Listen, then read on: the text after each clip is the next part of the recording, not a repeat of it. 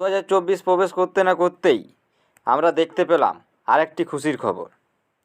Railway of India অর্থাৎ ভারত সরকার railway মন্ত্রণালয় থেকে একটি নতুন ভ্যাকেন্সির আপডেট এসে গেছে। এখানে আরপিএফ এর যে সাব ইন্সপেক্টর এবং কনস্টেবল পদে প্রচুর নিয়োগের ভ্যাকেন্সি বের হয়েছে। তো চলো এর নোটিফিকেশান থেকে দেখে নেওয়া যাক যে এই নোটিফিকেশানটিতে কি কি আলোচনা করা হয়েছে। তো এই হচ্ছে তার অফিসিয়াল নোটিফিকেশান, যেখানে আমরা প্রথমেই দেখব যে আরপিএফের একটি ভ্যাকেন্সি বার হয়েছে।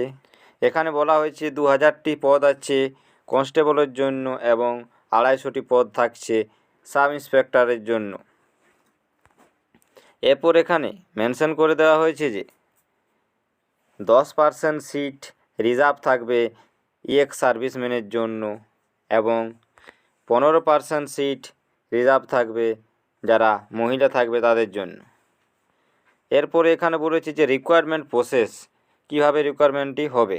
তো এখানে বলা যে ফেজ 1-এ হবে একটি সিভি টেস্ট, যেখানে এমসিকিউ থাকবে। এরপরে ফেজ 2-তে হবে পিইটি অর্থাৎ ফিজিক্যাল এফিসিয়েন্সি টেস্ট এবং পিএমটি অর্থাৎ ফিজিক্যাল মেজারমেন্ট টেস্ট। এই দুটিতে পাস হয়ে যাওয়ার পরেই থার্ড ফেজে হবে ডকুমেন্ট ভেরিফিকেশান। এইভাবেই সিলেকশন প্রসেসটি চলবে। এরপর চলো দেখে নেওয়া যাক এলিজিবিলিটি কী রাখা হয়েছে। এখানে প্রথমে বলা হয়েছে যে তাকে অবশ্যই একজন ভারতীয় নাগরিক হতে হবে এবং দ্বিতীয়ত বলা হয়েছে সাব ইন্সপেক্টরের জন্য থাকছে যে তাকে মিনিমাম গ্র্যাজুয়েশন পাস থাকতে হবে এবং তার বয়স মিনিমাম 20 থেকে 25-এর মধ্যে হতে হবে। এটা কিন্তু জেনারেল ক্যাটাগরির জন্য। এরপরে কনস্টেবলের জন্য রয়েছে মিনিমাম 10 পাস থাকতে হবে এবং তার মিনিমাম বয়স হতে হবে 18 থেকে 25। এই বয়সটিও কিন্তু জেনারেলদের জন্য। এখানে কিছু রিল্যাক্সেশন দেওয়া হয়েছে, যেমন এসসি এসটির জন্য থাকছে 5 বছরের রিল্যাক্সেশন, ওবিসির জন্য থাকছে 3 বছরের এবং আদার্সদের জন্য এখানে কিছু রিল্যাক্সেশন দেওয়া হয়েছে।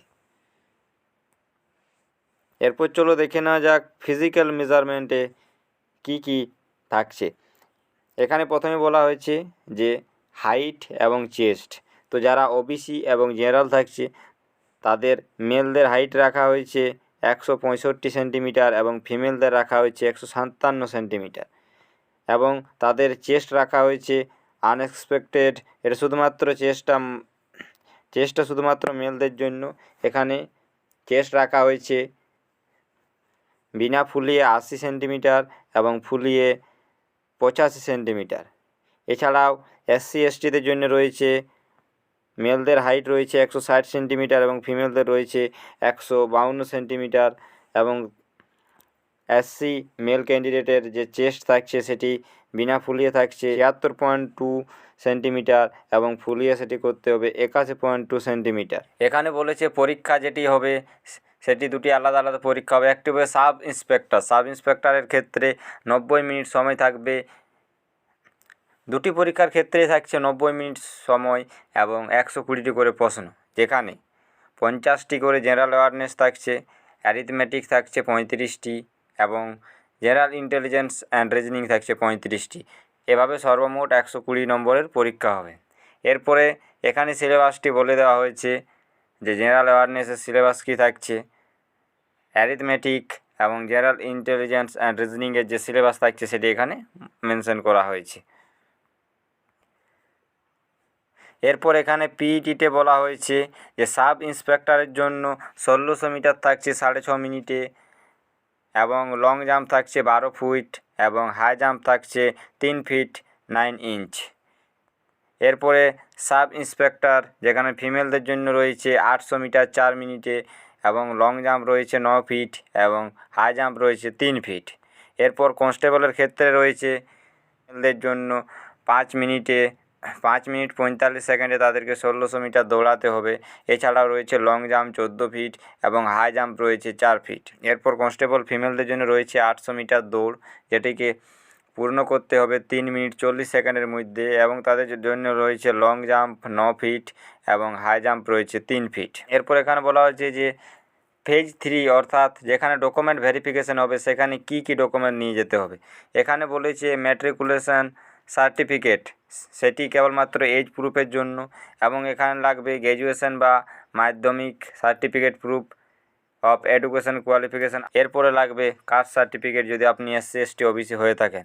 এছাড়াও লাগবে discharge certificate of ex serviceman. যারা এক্স সার্ভিসম্যানের জবের জন্য অ্যাপ্লাই করেছে তাদের জন্য লাগবে ডিসচার্জ সার্টিফিকেট। এছাড়াও লাগবে 2 copy self attested colour photo, অর্থাৎ নিজের সিগনেচার করা 2টি কালার ফটো। পরে SIয়ের যে পরীক্ষা সেখানে একটি কোয়ালিফাইং মার্ক প্রথম থেকে দেওয়া হয়েছে যে এই মার্কসটি কিন্তু আনতেই হবে, তাহলে তাকে কোয়ালিফাইং ধরা হবে। এখানে SIয়ের ক্ষেত্রে বলা হয়েছে OBC এবং জেনারেলদের জন্য 42 নম্বর আনতেই হবে এবং SC STদের জন্য 36 নম্বর আনতেই হবে। এছাড়াও কনস্টেবলদের জন্য রয়েছে একই প্রসেস, যেখানে জেনারেল এবং OBCদের 42 নম্বর আনতেই হবে এবং SC STদের 36 নম্বর আনতেই হবে। এই নোটিফিকেশানে আর বিশেষ কিছু সেরকম বলা নেই। এরপরে আরও নোটিফিকেশান আসবে যেখানে কবে থেকে ফর্ম ফিল আপটি শুরু হবে এবং কত টাকা ফি লাগবে সেগুলি যখনই নোটিফিকেশান আসবে তখনই আমরা ভিডিওর মাধ্যমে আপনাদেরকে সরাসরি পাঠিয়ে দেবো। তার জন্য এই চ্যানেলটিকে অবশ্যই সাবস্ক্রাইব করে রাখবেন এবং পাশে থাকা বেল আইকনটিতে ক্লিক করে রাখবেন, কারণ আমরা সবসময় এইরকম ইম্পর্ট্যান্ট ভিডিও